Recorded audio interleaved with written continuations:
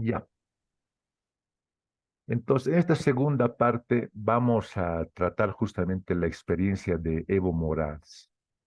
¿De acuerdo? Entonces, como dice el autor, adquieren poder aquí los líderes indígenas, la población indígena, el discurso indígena.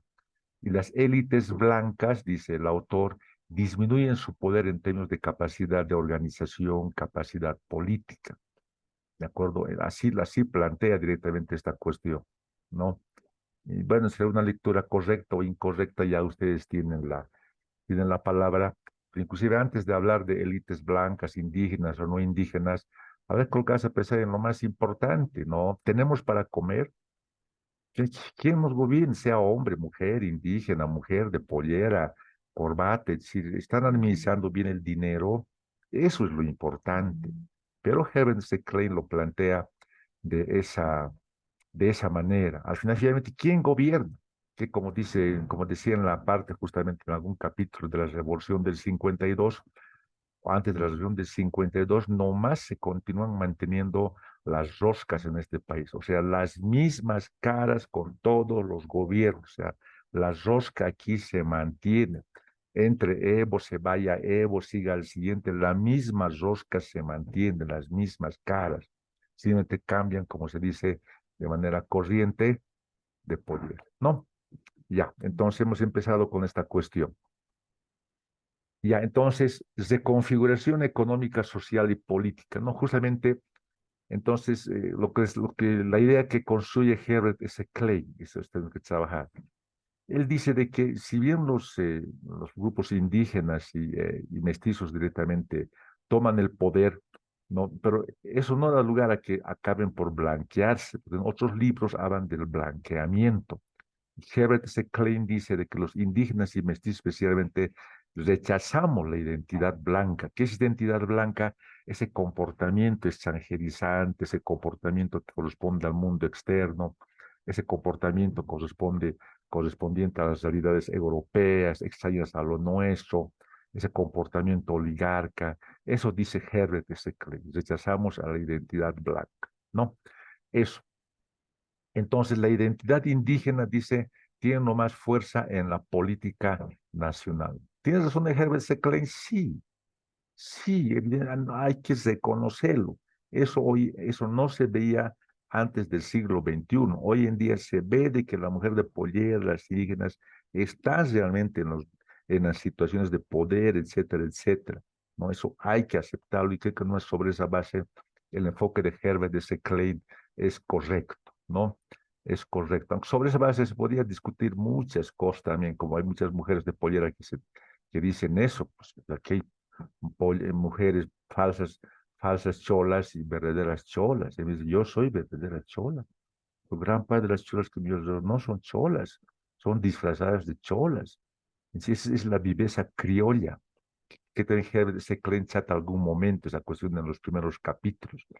Acomodarse al momento, a la situación, es la viveza criolla. Si con qué vestirme de pollera, me he visto así, ¿no? Y eso ustedes conocen sus redes sociales, como hay mucha gente que vestía antes de vestido corrientemente, ahora andan de pollera, porque están en el poder, ¿no? Ya. Distribución entonces de la población nacional. ¿Qué decimos en la segunda parte? La Paz, Oruro y La Paz, Oruro y Potosí antes eran el eje. Por después el eje cambia a La Paz, Cochabamba, Santa Cruz. De acuerdo con el 50% de la población. Ya nomás somos el eje, ¿no?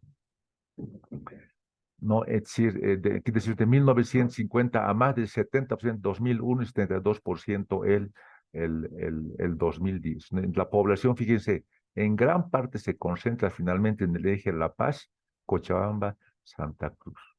¿Ah? La ciudad más poblada en Bolivia, Santa Cruz. Segundo, ya somos La Paz, el Alto, ¿no? Oruro ya está perdiendo población, Potosí igualmente. Son departamentos que expulsan población. Y La Paz está creciendo, pero gracias al Alto. Y Santa Cruz, ¿cómo está creciendo Santa Cruz? ¿No?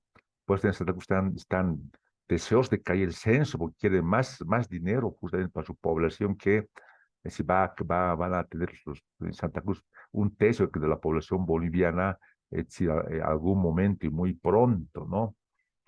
Ya. Entonces, el, eh, pero el eje, dice, antes directamente, ese eje pasado, o sea, el eje pasado es La Paz, Uro Potosí, el 80% de esa población directamente era pobre, ¿no?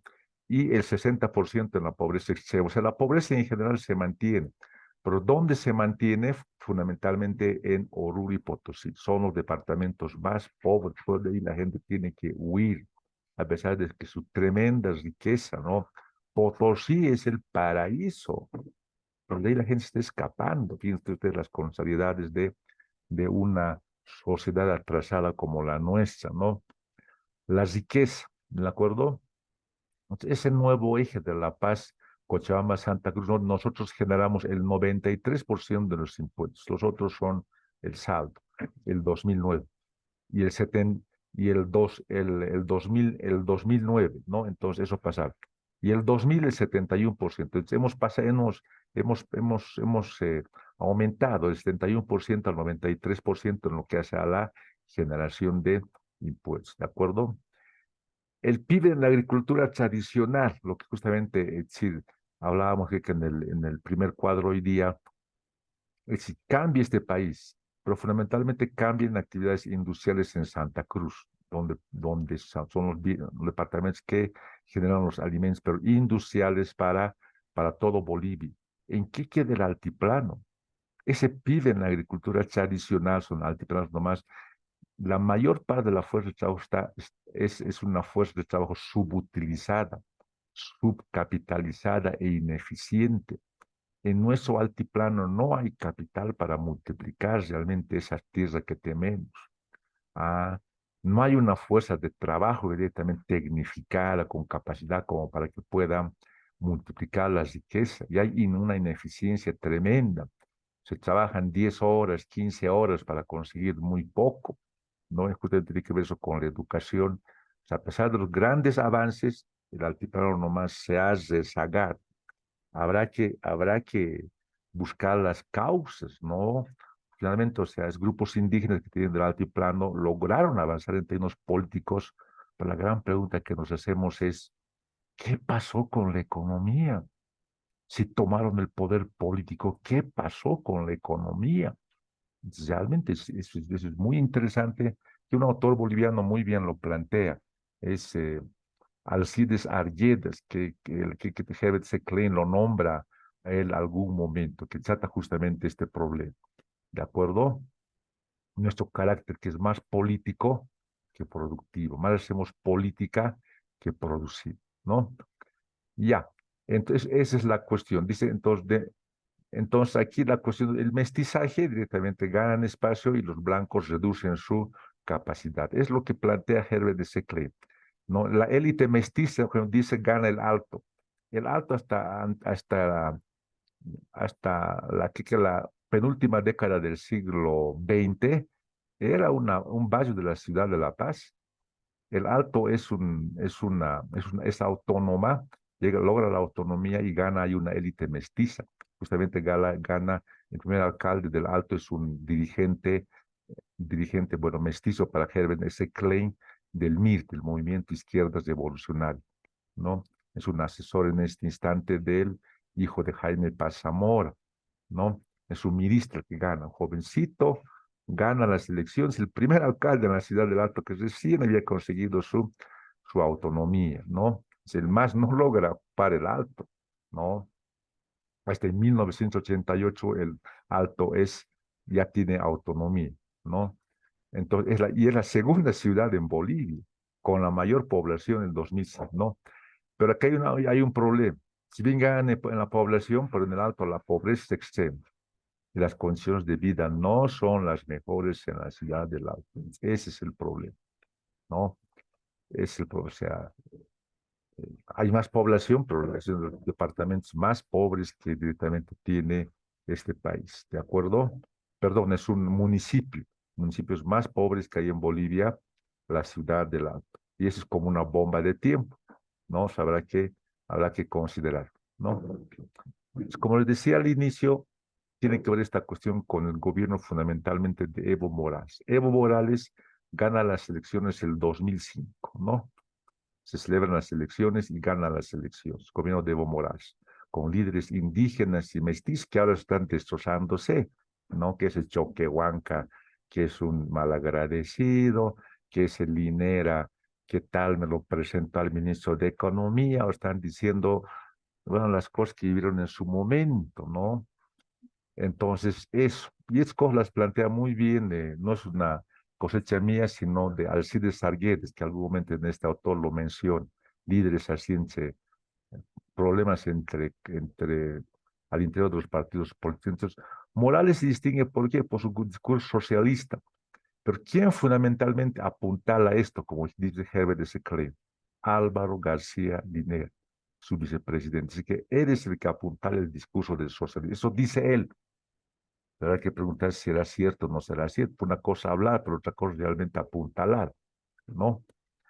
Entonces, eso, ¿no? Pero ahí lo dejamos eso, porque quien apuntala realmente esta cuestión, ya Evo Morales había sido elegido, pero eso no lo dice Herbert S. Klein, por Hugo Chávez. Hugo Chávez ya lo había elegido a él antes de que sea presidente. Digo, tú vas a ser el presidente de Bolivia.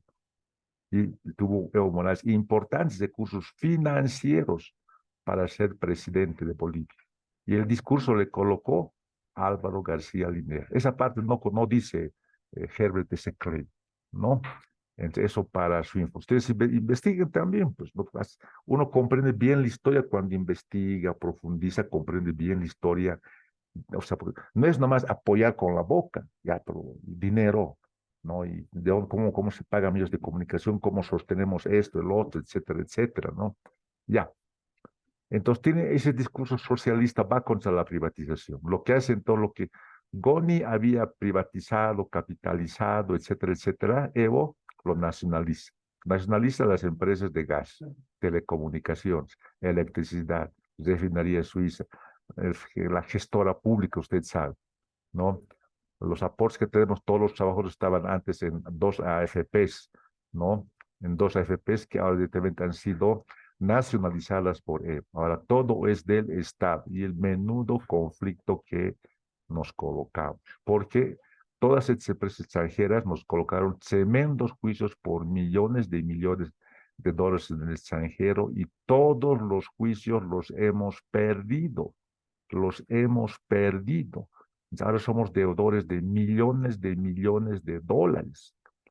Entonces, eso ustedes tienen que saber, es el costo justamente de la famosa nacionalización, ¿no? Cuando se nacionaliza, y aquí esto explica muy bien realmente Herbert, este que hay que reconocer directamente, el capital externo que antes controlaba la mitad prácticamente de YPFB, se queda solamente con el 18%, fíjense ustedes. Y el Estado se queda con el 32%, el Estado como tal. Y YPFB se queda con el 32%, y las regalías que van para los departamentos, etcétera, etcétera, eh, forman el 18%, lo que equivale al 100%. Esto lo explica muy bien Herbert C. Klein. Hay que reconocer realmente ese su compromiso de este autor. Para darle el cóndor de los Andes a Herbert C. Klein, ¿no? Hay que ser abierto finalmente, no sé que sea gringo, extranjero, boliviano, indígena, no, no, ya, hay que dejar esa manera de pensar. Relaciones exteriores, ¿de acuerdo? Rompimos con el Banco Mundial, que financia los millones para los países atrasados, el 2005. Ah, eso. Hay una alianza directamente más entre de los indígenas justamente o sea, en políticas para romper con los intereses extranjeros, ¿no? Y por otro lado, desarrollamos un discurso ambientalista, ustedes saben, que es ambientalista de la Pachamama, la Madre Tierra, es el discurso que lleva Evo Morales, que viene el actual presidente Assad, que no lo menciona, Herbert S. Klein, en el exterior, ambientalista, cuidado del agua, los bosques, discurso, ¿no es cierto? Vean ustedes si realmente ese discurso es realista o no es realista, ¿no? Es como les explico para que ustedes también entiendan de que esto no son cosas abstractas, son cosas que vivimos todos los días. Ustedes saben que todos nuestros ríos ahora están contaminados. Vivir a orillas de un río es morir. ¿Y de qué manera vas a morir con cáncer seguro? Porque estás tomando agua con mercurio. La gran pregunta aquí está, ¿dónde está el discurso ambientalista? Es pura palabra, que nuestros ríos están destruidos, nuestro Illimani está destruido. Ustedes van a ser la última generación en conocer ese Illimani. Ese Illimani va a desaparecer. Y no por el calentamiento global, sino por la producción minera que hay en Illimani, que casi va a desaparecer esa bella montaña, ¿no? Entonces, eso. Es como les iba diciendo, toda esa política de Gonzalo Sánchez de Lozada, ese potenciamiento especialmente de gas, exportación de gas, gasoductos que se construyen hacia Brasil, generan excedentes comerciales importantísimos. Las reservas internacionales netas en términos de dólares en el Banco Central de Bolivia llegan a más de 14.000 millones de dólares contantes y sonantes en dinero líquido. Eso. Pero, ¿qué es lo que sucede? ¿De acuerdo? En gas tenemos menos capital extranjero en actividades de gasíferas. ¿Por qué? El Estado había nacionalizado y asumido los permisos fiscales bolivianos, ¿no? Entonces, eso implica, como usted dicen los datos, más se va a regalías para los tarijeños, regalías para los orientales, más se va para el Estado, más se va para el YPF. Tenemos poco para exploración, nada para tecnología y ahora no tenemos gas. Y esos tres grandes pozos ya no producen, se secaron. Y desde el 2006, cuando esas empresas se han nacionalizado, como no exploramos, han pasado del 2006 al 2023 casi 20 años, ¿no es cierto? Del 6 al 10 son 14, que 10, 14, 17 años, ¿no? Casi 20 años, no hemos, más de 15 años no hemos invertido en exploración y tecnología en gas y no tenemos gas. ¿Qué haremos? Va a ser un momento. Entonces, ¿con qué vas a comer? No, nada sería eso. Tenemos industrias instaladas que trabajan con base en gas, condiciones que trabajan con base en gas. Muchos autos trabajan con base en gas. Si no tenemos gas, ¿qué va a ser de este país? ¿No? Los bonos. Entonces, toda esa plata también se distribuye en bonos. Bono dignidad para la gente de la tercera edad, Juana Zurduy directamente para la población de el, eh, la gente, mujeres embarazadas, Juancito Pinto para promocionar a los niños que estudian, ¿no? Se gastan 3 millones de bolivianos, ¿no? Y con esos bonos se lleva, dices, legal 61% de la población. Todas esas cosas se desarrollan sobre la nueva constitución política del Estado que se aprueba el 2000, el 2009 a través de un referéndum, ¿de acuerdo? Una constitución fundamentalmente elaborada por una población indígena, que son los constituyentes en Sucre. Más de la mitad se identificaban con los indígenas. Yo tengo amigos, más piensan igual que yo. Como digo, yo soy indígena precisamente. El problema no es que discrimino o discrimine, es que no tengo esa cultura, no hago mis sacrificios, no hago mis chamacanos, no hablo, no bailo, no hago esas cosas, no me identifico con esa cuestión. No por esto es desandros de ninguna manera, para mí todos son iguales, ¿no? Entonces, gran parte de la gente que fue a la, a la constituyente en Sucre se identificaban con los indígenas. Si serían realmente indígenas o no como yo, ya es otra cosa. ¿De acuerdo? Y es una constitución, como dice Herbert, ese claim que directamente nomás se parece a la Constitución de México de 1917 y a la aprobada por Bush en 1960 de contenido social. ¿De acuerdo? Es en esa época justamente cuando con esa nueva constitución del 2009 que ya hay autonomía, municipios, gobernación, todo es elecciones. Todos los pueblitos tienen sus propios alcaldes, usted sabe. Se aprueba la interculturalidad, etcétera, etcétera.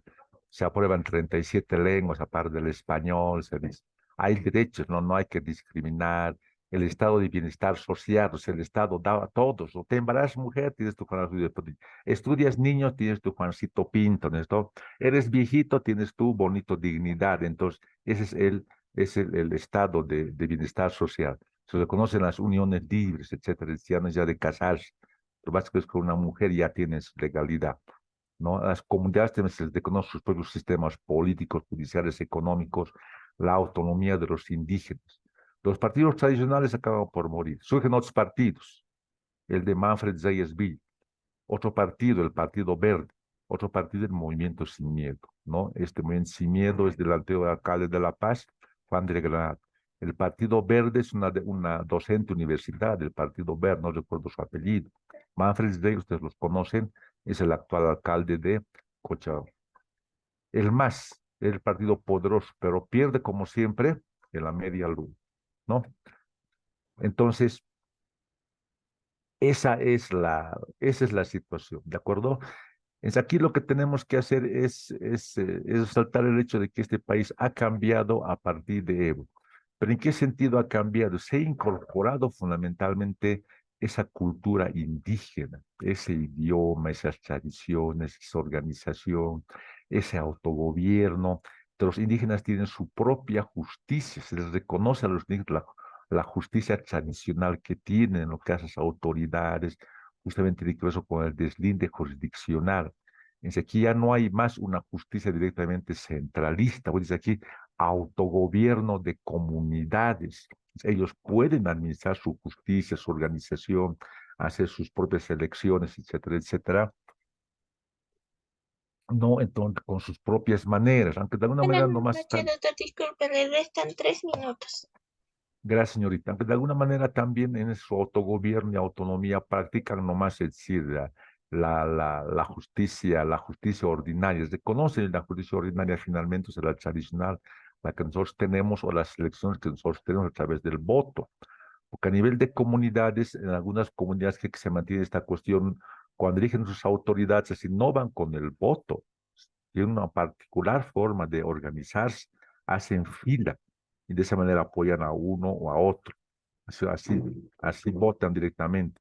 O directamente se reúnen y dicen, el requisito es que sea un padre de familia con hijos, que haya hecho méritos, que haya sido autoridad en la comunidad para que realmente sea autoridad. Esa es su manera de directamente de organizarse en las comunidades y ellos los nombran como sus jilacats, sus autoridades máximas con poder en la comunidad y eso es reconocido directamente por la nueva constitución política de, eh, aprobada justamente por Evo Morales. Esa cosa directamente, esa cuestión hay que reconocer, ¿de acuerdo? Igualmente a los grupos étnicos se les reconoce directamente, cuando decimos étnicos, estamos hablando de 37 naciones, dice que hay idiomas también, lecos, guaraníes, ¿no? Mocetenes, ¿no?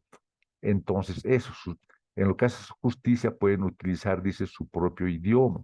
Y alguna vez pasó eso, hubieron problemas realmente en algún grupo originario y se hicieron juicios y los demandados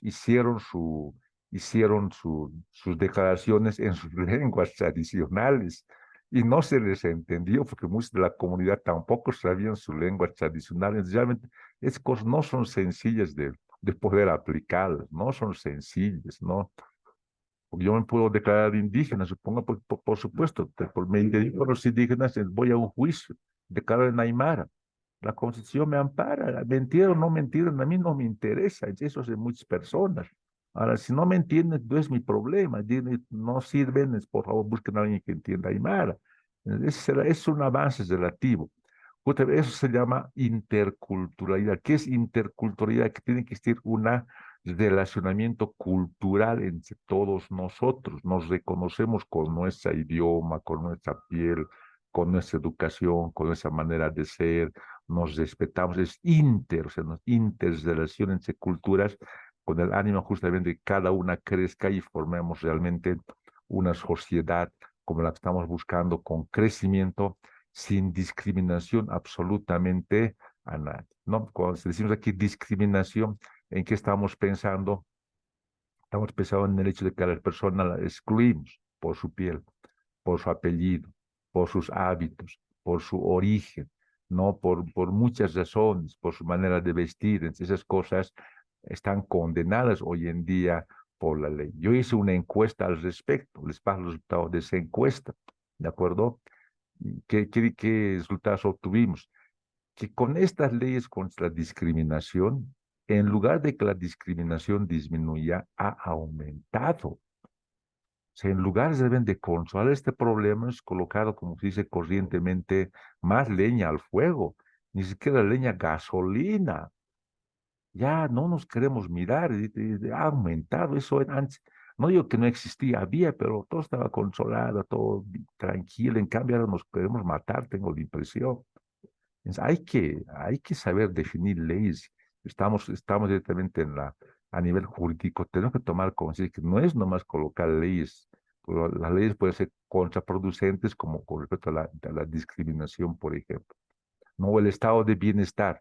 Se da platita a todos. Mujer, te embarazas, tienes tu bonito así. No hemos pero invertido plata en lo más importante, en yacimientos de gas. Ya no tenemos gas. ¿De dónde vas a pagar a las mujeres? A los viejitos. De ahí justamente salían esos bonos. En ese estado de bienestar tienes realmente esas desventajas. Se distrae el dinero en esa población, pero se descuida, como se dice, la gallina de los huevos de oro, ¿no? Entonces, son cosas que uno tiene que tomar conciencia directamente acá, ¿no? Y justo como estamos en nuevas elecciones, pues ustedes saben cómo se pinta la actual situación. Sí, el MAS, o sea, nomás es un partido poderoso, pero parece que están surgiendo ya otras tendencias. Donde los partidos tradicionales como el MIR, el MNR, ADN, ya murieron. Van a surgir nuevos partidos, nuevas organizaciones, ¿no? Manfred Reyes Villa se presentará, no sabemos. Esa docente del partido se presentará, no sabemos. El movimiento Sin Miedo directamente de Juan de Grano se presentará, no sabemos. Surgirán otros partidos políticos, no sabemos. La situación ha cambiado. Hay otros partidos, otra es la situación ahora, ¿no? Y eso se va a decidir justamente el 2025. Bueno, con eso habríamos concluido el capítulo 10. Yo espero realmente haber contribuido a una comprensión amplia, a una comprensión integral, a una comprensión ilustrada de la historia de Bolivia. Por comprender un historia, algún elemento, es eso, graficarlo realmente en la vivencia, lo que nos toca a cada uno de nosotros. De esa manera construimos ideas que realmente se quedan en nuestra cabecita y no son cosas sueltas que se van a ir realmente a la media hora de la clase. Bueno, tengo mucho gusto en trabajar con ustedes, les agradezco mucho. No, pero estamos realmente en cualquier situación para continuar esta actividad que hemos concluido hasta el capítulo 10. Buenas noches.